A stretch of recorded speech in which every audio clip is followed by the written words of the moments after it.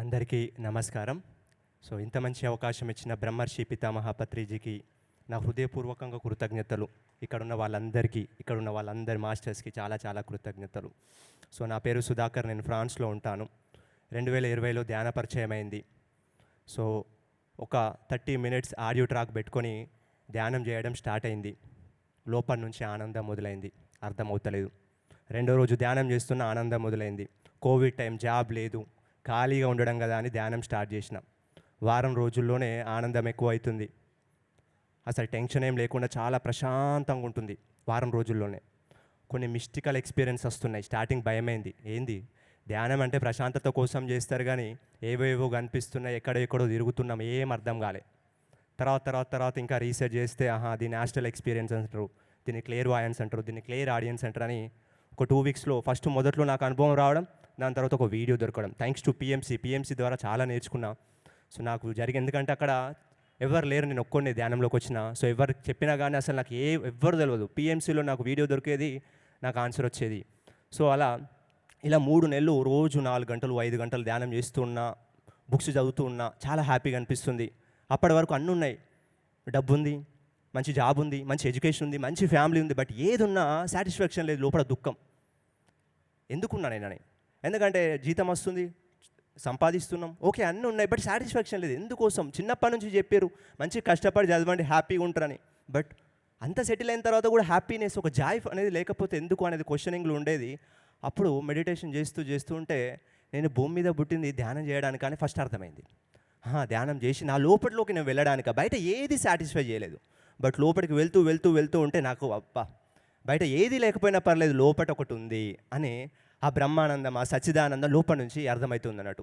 అట్లా ప్రతిరోజు ఇంకా లోకం మారిపోయింది. అదే రూము, అదే ఫుడ్డు, బట్ కొత్త బంగారు లోకం కనిపిస్తుంది. ఎక్కడికి వెళ్తలేదు కానీ లోపల నుంచి చిరునవ్వు వస్తూనే ఉంటుంది.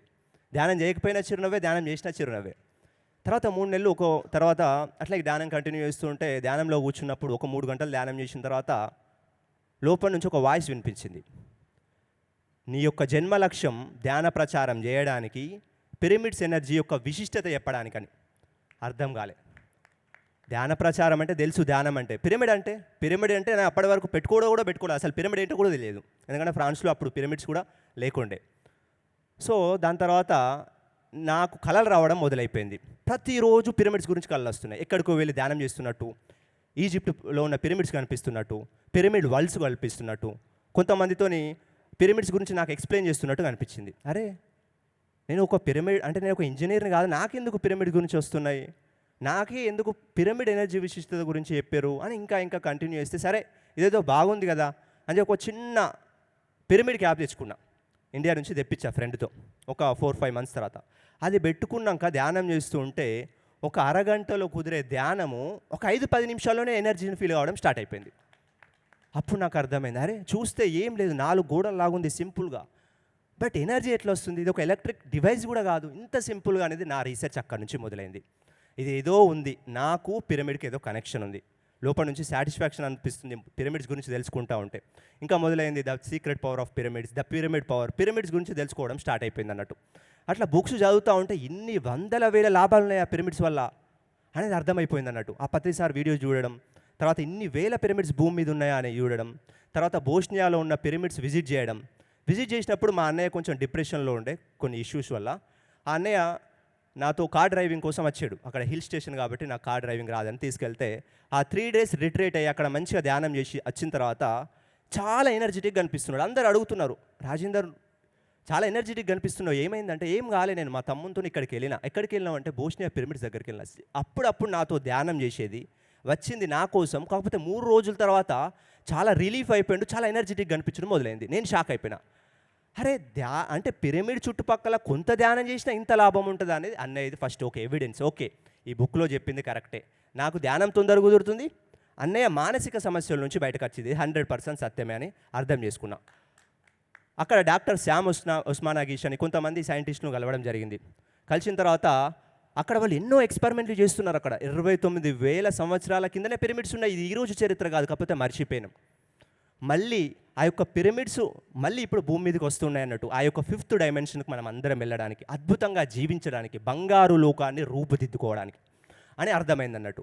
అట్లా వాళ్ళు ఎన్నో రకాలైన డిసీజెస్.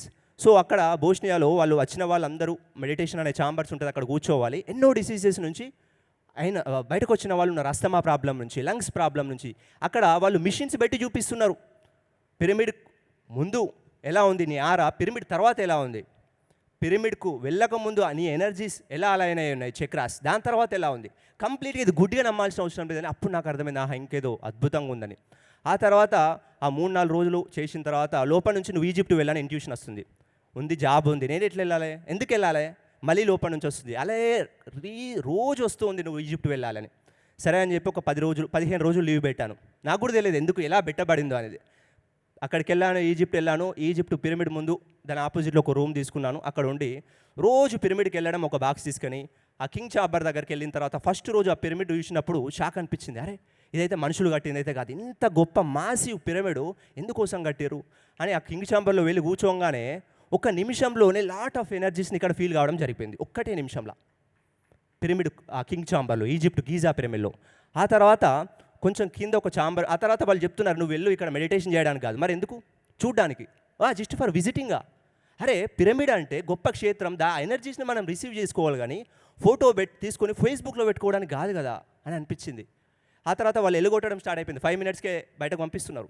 ఇలా కాదని చెప్పి అక్కడ ఒక ప్లేస్ వెతుక్కుని దాని దగ్గరే సో రోజు వెళ్ళి ఒక వారం రోజుల పాటు ధ్యానం చేయడం జరిగిందంట. రోజు 3 గంటలు ఆ యొక్క గీజా పిరమిడ్లో ధ్యానం చేస్తున్నా కొద్ది ఎన్నో ఆన్సర్స్ వస్తూ ఉన్నాయి, హాస్టల్గా వస్తూ ఉన్నాయి, ఫిజికల్గా కొన్ని వీడియోస్ ద్వారా వస్తున్నాయి, అట్లా ఎన్నో ఆన్సర్స్ దొరుకుతూ ఉన్నాయి అన్నట్టు. దాని తర్వాత అక్కడ నుంచి మళ్ళీ ప్రతిసారి పిరమిడ్ వ్యాలీకి రావడం జరిగింది. ఇంకా నా లోపల ఒక ఆకలి పెరుగుతుంది, అరే పిరమిడ్ భూప్రపంచాన్ని మార్చేంత శక్తి ఉన్నప్పుడు ఎందుకు యూజ్ చేయలేకపోతున్నాం, ఎందుకు ప్రతి ఒక్క మనిషి పిరమిడ్ యూజ్ ఎందుకు చేయలేకపోతున్నారు అని లోపల ఒక ఆవేదన కలిగింది. ఆ తర్వాత పత్రిసార్ దగ్గరకు వచ్చి పత్రిసార్ లాస్ట్ మూమెంట్లో ఒక 20 రోజులు సార్ దగ్గర ఉండడం జరిగింది అన్నట్టు. సో అప్పుడు పత్రిసార్కి నా ఎక్స్పీరియన్స్ అన్నీ చెప్పడం జరిగింది.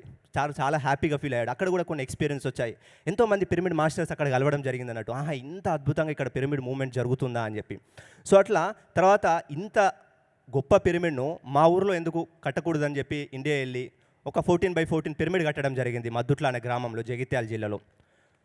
కట్టిన తర్వాత మా తాతయ్యకు బ్యాక్ బోన్ సర్జరీ చేయాలన్నారు, సంథింగ్ ఏదో ప్రాబ్లం ఉంటే. సో నువ్వు సరే ఈ ధ్యానము పిరమిడ్ ఇన్ని రోగాలను నయం చేస్తే నువ్వెందుకు, why can't you do that అని చెప్పి మా గ్రాండ్ ఫాదర్ ట్రై చేస్తే వితిన్ 2 monthsలోనే రోజు 3 గంటలు ధ్యానం చేసి ఆ ప్రాబ్లం క్యూర్ అయిపోయింది.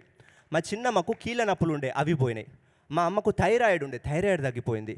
ఇట్లా కొంతమంది ఊర్లో ఎక్కువ మద్యపానంతో ఎక్కువ వ్యసనమైన వాళ్ళు దాని కింద ధ్యానం చేసి మద్యపానం నుంచి బయటపడ్డారు. అంటే ఎంత గొప్ప శక్తి ఉంది కేవలం పిరమిడ్ను ఉపయోగించుకొని దాని కింద కూర్చోవడం, ధ్యానం చేయడం వల్ల అనేది. ప్రాక్టికల్గా ఈ బుక్స్ చదివేది థియరిటికల్, బట్ ప్రాక్టికల్గా నా చుట్టుముందే ఉన్నారు, చాలామంది ట్రాన్స్ఫార్మ్ అయిపోతున్నారు అని అంత గొప్ప.